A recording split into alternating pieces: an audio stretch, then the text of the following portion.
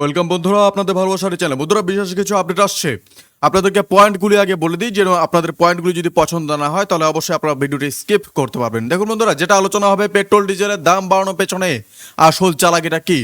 1 নম্বর। 2 নম্বর হবে বন্ধুরা, ভোটের সময় দাম না বাড়ানো, এটা কি সত্যি জনতার জন্য ছিল? বন্ধুরা, নেক্সট আপডেট আসছে বন্ধুরা, মিডল ইস্টের যুদ্ধ আর ভারতের ওপর তার সরাসরি প্রভাব। এদিকে বন্ধুরা, স্ট্রেট অফ হরমুজ কি আর ইরান সেখানে কি করছে? ট্রাম্প ইরান সমঝোতা আসলে কতটা সত্যি? আব্রাহাম চুক্তি কি আর এটা কতটা বাস্তব? বন্ধুরা, আপডেট আসছে যে ইরান নাকি ইসরায়েলের সাথে হাত মেলাবে, এটা কতটা সত্যি? আর ট্রাম্পের যে দাবি রয়েছে সেই দাবি কতটা সত্যি? বন্ধুরা, মুস্তাফা খামেনি বাংকারে লুকিয়ে এই দাবিটা আসলে কতটা গুরুত্বপূর্ণ, সব কিছু নিয়ে এবং আরো বিশেষ বিশেষ কিছু আপডেট নিয়ে আপনাদের সাথে আলোচনা হবে। এক এক করে বন্ধুরা শুরু করছি। বন্ধুরা, আপনারা কোথা থেকে দেখছেন এই ভিডিওকে অবশ্যই আমাদের কমেন্ট বক্সে জানাতে ভুলবেন না। তাহলে চলো বন্ধুরা শুরু করছি। দেখুন, ধরো তুমি পেট্রোল পাম্পে গেলে গতকাল যে দামে ভরিয়েছিলে আজকে সেটা একটু বেশি। তুমি মাথা চুলকালে, ভাবলে আজকে একটু বেশি লাগছে মনে হচ্ছে। তার 2 দিন পর আবার গেলে, আবার একটু বেশি, আবার একটু মাথা চুলকালে, কিন্তু রাগ হলো না, কারণ খুব বেশি তো বাড়েনি। তার 4 দিন পরে আবার গেলে আবার একটু বেশি, এইভাবে 10 দিন পার হয়ে গেছে আর তুমি বুঝতেই পারছো না যে তোমার পকেট থেকে 7.5 টাকা বেরিয়ে গেছে এক্সট্রা লিটার পিছু। যদি একই দিনেই 7.5 টাকা বাড়তো তুমি রাস্তায় নামতে, কিন্তু এইভাবে ধীরে ধীরে বাড়লো। তুমি কি করছো? কিছুই করনি। এটাই হলো আসল খেলা এবং এই খেলাটা এখন ভারতের ভেতরে চলছে। বন্ধুরা, পেট্রোল ডিজেলের দাম বাড়ানোর পেছনে আসল চালাকিটা কি? দেখো, পেট্রোলের কোম্পানিগুলো কিন্তু বোকা না। ওরা জানে যে একদিনে 15 টাকা বাড়ালে কি হবে। খবরের চ্যানেলে ঝড় উঠবে, বিরোধীর দল রাস্তায় নামবে, সাধারণ মানুষ চিল্লামিল্লি করবে, সোশ্যাল মিডিয়ায় ট্রেন্ড করবে। তখন সরকারকে প্রেসারে পড়তে হবে, পিছু হটতে হবে। কিন্তু যদি প্রতি 1 টাকা, 1.5 টাকা, 2 টাকা করে বাড়ায় বা 50 পয়সা, 90 পয়সা করে বাড়ায়, তাহলে কেউ তেমন গায়ে লাগায় না বা কেউ তেমন গা করে না। ওই 10 দিনে 7.5 টাকা বাড়লেও মানুষের কাছে সেটা একটু একটু করে বাড়া মনে হয়।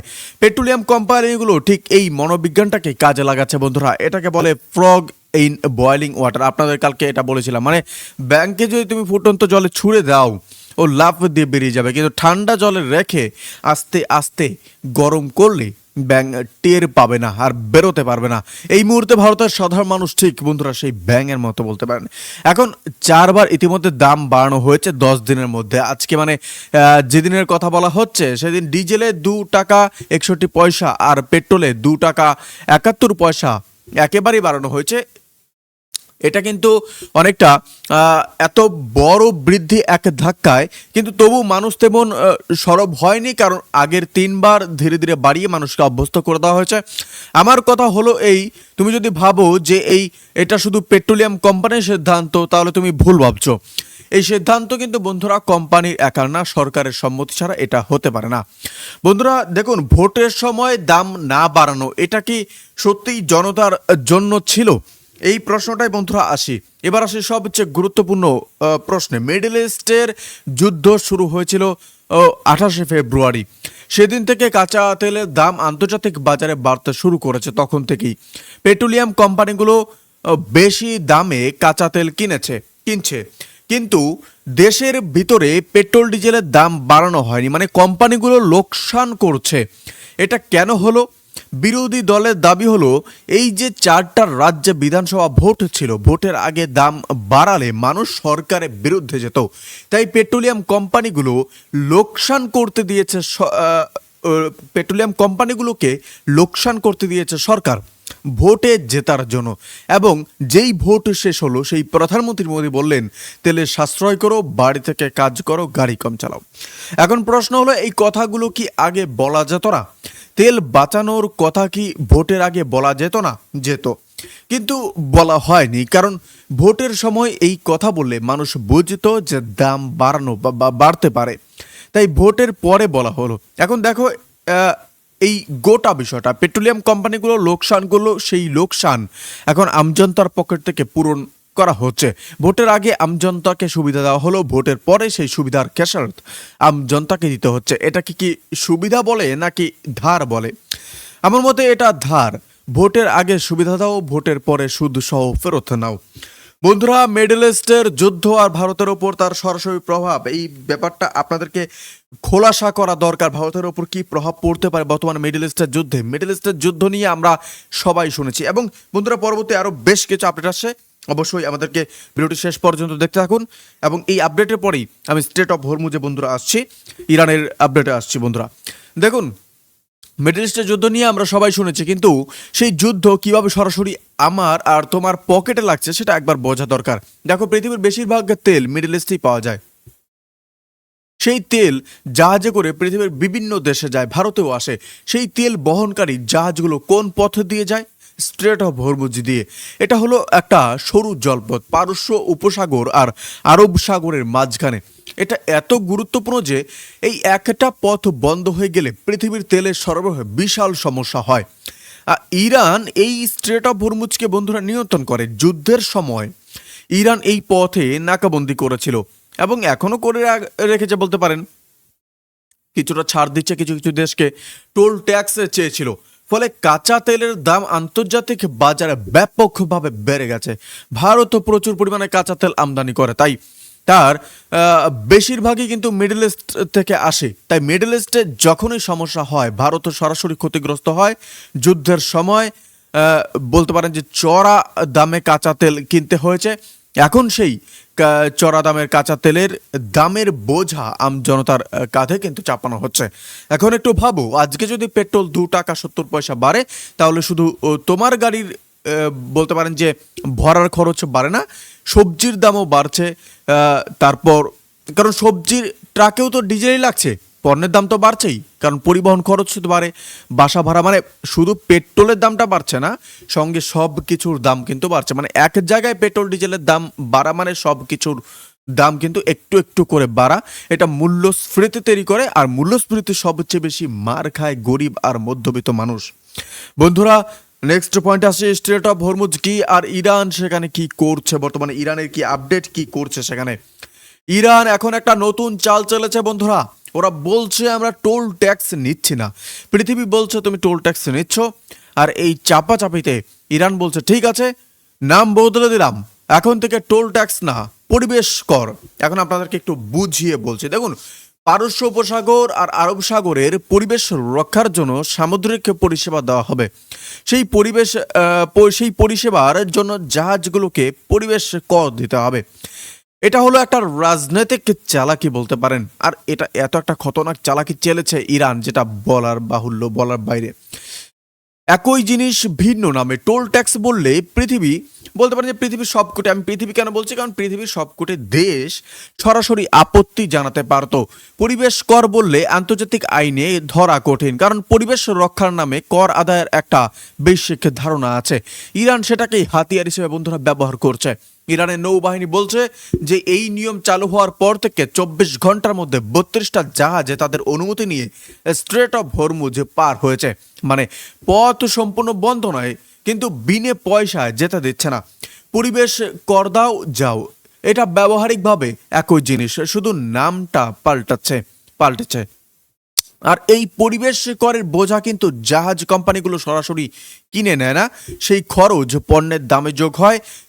যে তেল আমদানি হচ্ছে তার খরচও বাড়ে, সেই বাড়তি খরচ কিন্তু শেষমেশ ভোক্তার কাছে পৌঁছায়। মানে আবারও সেই একই সত্য, যুদ্ধের খরচ দিচ্ছে সাধারণ মানুষ। বন্ধুরা, নেক্সট আপডেট বন্ধুরা আসি, ইরান এবং ট্রাম্পের সমঝোতা আসলে কতটা সত্যি। দেখুন, ট্রাম্পের কথা একবার শোনো। ট্রাম্প বলছেন চুক্তি হতে চলেছে, ঐতিহাসিক চুক্তি। আমেরিকার কোনো নেতা যা করতে পারেনি তা আমি করছি। এত বড় বড় কথা। এখন আসল কথাটা কি? ইরান আর আমেরিকার মধ্যে কথা চলছে, কিন্তু কিসের কথা? স্ট্রেট অফ হরমুজ পুরোপুরি খুলে দেওয়া, যুদ্ধ বন্ধ করা, আমেরিকার নাকেবন্দি তুলে নেওয়া, আমেরিকা ইরানের আটকে রাখা টাকা ছেড়ে দেওয়া, এই বিষয়গুলোতে কথা হচ্ছে। ইরানি মিডিয়ার খবর অনুযায়ী আমেরিকা ইতিমধ্যে $2 বিলিয়ন মার্কিন ডলার বন্ধুরা কাতারে পাঠিয়ে দিয়েছে। এটা ইরানের আটকে থাকা সম্পদের একটা অংশ, আর কাতার মধ্যস্থতা করছে। ইরানের বিদেশমন্ত্রী অর্থমন্ত্রী আর পার্লামেন্টের স্পিকার কাতারে গেছেন বন্ধুরা, যেটা বড় আপডেট আসছে। আর এই টাকাটা কাতার থেকে ইরানে কিভাবে যাবে সেটা নিয়ে কথা বলতে। আর তাহলে সমঝোতা হচ্ছে তো, যেটা আপডেট আসছে সেটা হচ্ছে কিন্তু সমঝোতার আসল জায়গাটা কি, এই প্রশ্ন যদি করো তাহলে হচ্ছে পারমাণবিক কার্যক্রম, ইউরেনিয়াম সমৃদ্ধকরণ। এটা নিয়ে ইরান এখন কোনো কথাই বলতে রাজি না। ইরান বলছে আগে যুদ্ধ বন্ধ করো, আমার টাকা দাও, তারপর এই সমঝোতার আসল জায়গায় 60 দিন পরে আমরা আরাম করে বসে পারমাণবিক বিষয় নিয়ে কথা বলবো। আর বন্ধুরা, ট্রাম্পও বলছেন যে চুক্তি হয়ে গেছে প্রায়, কিন্তু সবচেয়ে কঠিন বিষয়টাতে এখনো আলোচনায় শুরুই হয়নি। মানে ট্রাম্প হয়তো একটা আংশিক সমঝোতাকে পূর্ণ সমঝোতা বলে উপস্থাপন করছেন তার রাজনৈতিক স্বার্থে। আমি বারবার বলে আছি যে ট্রাম্প কিন্তু রাজনৈতিক স্বার্থে অনেক কিছু বলে থাকেন আমার মনে হয়, এবং এই বিষয়টাও এবারও কিন্তু সেম একই চাপানোর চেষ্টা করছেন ট্রাম্পের জনতার সামনে। বন্ধুরা, আব্রাহাম চুক্তি কি আর এটা কতটা বাস্তব, এটা গত 24 ঘন্টায় বিশালভাবে ট্রেন্ড করছে। ট্রাম্প আব্রাহাম চুক্তির কথাও বলছেন। এটা কি দেখুন, 2020 সালে ট্রাম্পের প্রথম মেয়াদে সংযুক্ত আরব আমিরাত, বাহরাইন, সুদান, মরক্কো এই দেশগুলো কিন্তু ইসরায়েলের সাথে কূটনৈতিক সম্পর্ক স্থাপন করেছিল। সেই চুক্তির নামে ছিল হচ্ছে আব্রাহাম চুক্তি, মানে ইসরায়েলের সাথে সম্পর্ক স্বাভাবিক করার চুক্তি। তো ট্রাম্প বলছেন অনেক আরব দেশের মহান নেতারা এই চুক্তিতে সই করতে রাজি, এমনকি ইরানকেও এই চুক্তিতে আনার চেষ্টা হচ্ছে। এখন বলো তো বন্ধুরা, আমার যেটা মনে হয় সেটা আমি এখন তোমাদেরকে বলছি না, তোমাদের কি মনে হয় এখন আপনারা বলুন তো, ইরান কি ইসরায়েলের সাথে সম্পর্ক করবে? আমার মনে হয় এখানে কখনো করবে না, এটা অসম্ভব। ইরানের পুরো রাজনৈতিক পরিচয়ের একটা বড় অংশই হলো ইসরায়েলের বিরোধিতা। সেই অবস্থান থেকে সরে এসে ইসরায়েলের সাথে চুক্তি করা ইরানের বর্তমান শাসকদের পক্ষে রাজনৈতিকভাবে আত্মহত্যার শামিল বলতে পারেন। তাহলে ট্রাম্প এই কথা কেন বলছেন? কারণ দেখুন, ট্রাম্প ঘরের রাজনীতি করছেন। আমার যা মনে হয় নিজের সমর্থকদের দেখাচ্ছেন যে দেখো আমি কি বিশাল কাজ করে ফেলেছি। আমেরিকার কংগ্রেসে যারা ট্রাম্পের বিরুদ্ধে, তাদের চাপে রাখছেন। বাস্তবের কথা বলতে গেলে এই বক্তব্যে মুশকিল দল সত্যি হচ্ছে এবং দল শতাংশ সত্যি হচ্ছে, বাকিরা রাজনৈতিক গল্প। বন্ধুরা, মুস্তাফা খামেনি বাংকারে লুকিয়ে এই দাবিটা কতটা গুরুত্বপূর্ণ আসলে সে নিয়ে একটু আপনাদের সাথে আলোচনা করতে চাই। আমেরিকার মিডিয়া সিবিএস একটা বড় দাবি করেছে। দাবিটা হলো যে ইরানের সর্বোচ্চ নেতা মুস্তাফা খামেনি এই মুহূর্তে কোনো গোপন বাংকারে লুকিয়ে আছেন। প্রযুক্তি ব্যবহার করে তার সাথে যোগাযোগ করা যাচ্ছে না, ফোনে না, ইন্টারনেটে না, চিঠি বা বার্তা পাঠিয়ে যোগাযোগ করতে হচ্ছে। সেই বার্তা পৌঁছতে নাকি সময় লাগছে, জবাব আসতে নাকি সময় লাগছে, আর এই কারণে সমঝোতা প্রক্রিয়া ধীর হয়ে আছে। এই দাবিটা যদি সত্যি হয় তাহলে বোঝা যাচ্ছে যে মুস্তাফা খামেনি নিজেকে নিরাপদ মনে করছেন না। আমেরিকা বা ইসরায়েলের হামলার ভয় আছে। ইসরায়েল আগে ইরানের বেশ কয়েকজন বড় কর্মকর্তাকে হত্যা করেছে, তাই খামেনি গোপন জায়গায় আছেন। কিন্তু এর মানে হলো ইরান থেকে দ্রুত সিদ্ধান্ত আসবে না। সমঝোতার প্রক্রিয়া আরো দীর্ঘ হবে, আর সমঝোতা যত দেরি হবে স্ট্রেট অফ হরমুজের ওপর অনিশ্চয়তা ততদিন থাকবে, কাঁচা তেলের দাম ওপর থাকবে। ভারতের পেট্রোলিয়াম কোম্পানিগুলো লোকসান পূরণ হতে সময় লাগবে, এবং সেই সময়কালে আমাদের পেট্রোল ডিজেলের দাম বাড়তেই থাকবে। বন্ধুরা দেখুন, সবটা মিলিয়ে যা মনে হচ্ছে, মিডল ইস্টে যুদ্ধ শুরু হলো, কাঁচা তেলের দাম বাড়লো, ভোটের আগে দেশে পেট্রোল ডিজেলের দাম বাড়ানো হলো না, পেট্রোলিয়াম কোম্পানিগুলো লোকসান করলো, ভোট শেষ হলো, প্রধানমন্ত্রী বললেন তেল বাঁচাও, এবং এরপর 10 দিনে 4 বার দাম বাড়ানো হলো, মানে মোট 7.5 টাকার বেশি। এখন এই দাম বাড়ানো শেষ হয়নি, আরও বাড়তে পারে, কারণ স্ট্রেট অফ হরমুজ এখনো পুরোপুরি স্বাভাবিক নয়। ট্রাম্প ইরান সমঝোতা হওয়ার কথা বলছে, কিন্তু কতদিনে হবে কেউ জানে না। পারমাণবিক বিষয় এখনো আলোচনায় শুরু হয়নি। খামেনি বাংকারে আছেন, সিদ্ধান্ত ধীরে আসছে। আমার মতে পরের বার যখন দাম বাড়বে তখন হয়তো 1-1.5 টাকা বাড়বে, একটু বিরতি দিয়ে, কারণ একের সাথে বেশি বাড়লে মানুষ টের পেয়ে যায়। ছোট ছোট করে বাড়াও, মানুষ ঘুমিয়ে থাকে। এবং একটু ভাবো, পেট্রোল ডিজেলে মাত্র 2 টাকা বাড়লে পেট্রোলিয়াম কোম্পানির কত লাভ হয়। সারা দেশে রোজ যে পরিমাণ তেল বিক্রি হয় তাতে 1 টাকা বাড়লেও কোটি কোটি টাকার খেলা হয় বন্ধুরা। 2 টাকা বাড়লে সেটা কয়েকশো কোটি। এটা শুধু একটা কোম্পানির লাভ না, এটা সরকারের রাজস্বেরও বাড়ে। পেট্রোল ডিজেলে সরকার অনেক কর পায়, তাই যখনই তুমি পেট্রোল পাম্পে গিয়ে দেখবে যে দাম একটু বাড়লো, মনে রাখবে এই একটু একটু করে বাড়াটা আসলে একটা হিসেবি প্রক্রিয়া, এটা আকস্মিক না, এটা পরিকল্পিত। আর শেষ কথা বন্ধুরা, যখন মিডল ইস্টের কোনো সমস্যা হবে, কোনো যুদ্ধ হবে, স্ট্রেট অফ হরমুজে কোনো ঝামেলা হবে, সেটা থেকে ভারতের বেরোনোর কোনো সহজ পথ তো নেই। যতদিন আমরা নিজেদের তেল নিজেরা উৎপাদন করতে পারবো অথবা নবায়নযোগ্য শক্তিতে যেমন সোলার পাওয়ার সেগুলিতে সম্পূর্ণ যেতে পারবো, ততদিন মিডল ইস্টের প্রতিটা কাপুন আমাদের পকেটেও কিন্তু লাগবে। আর এটাই হলো আসল বিপদ, এবং এই বিপদ থেকে বেরোনোর পথ একদিনে তো তৈরি হয় না। তাই বন্ধুরা, আজকে ভিডিও এখানে শেষ করছি। আপনাদের যদি এই আপডেটগুলি ভালো লেগে থাকে অবশ্যই আমাদের লাইক করে চ্যানেলটি সাবস্ক্রাইব করে আমাদের পাশে থাকুন। ভালো থাকবেন, সুস্থ থাকবেন, ধন্যবাদ। দেখা হচ্ছে নতুন কোনো ভিডিওতে। এবং আপনারা যদি এই ভিডিওটি শেষ পর্যন্ত এসে থাকেন তাহলে আমার একটি কোড আছে US07, এই কোডটি যদি আপনারা লিখে দেন তাহলে আমি বুঝতে পারবো যে আপনারা শেষ পর্যন্ত দেখেছেন।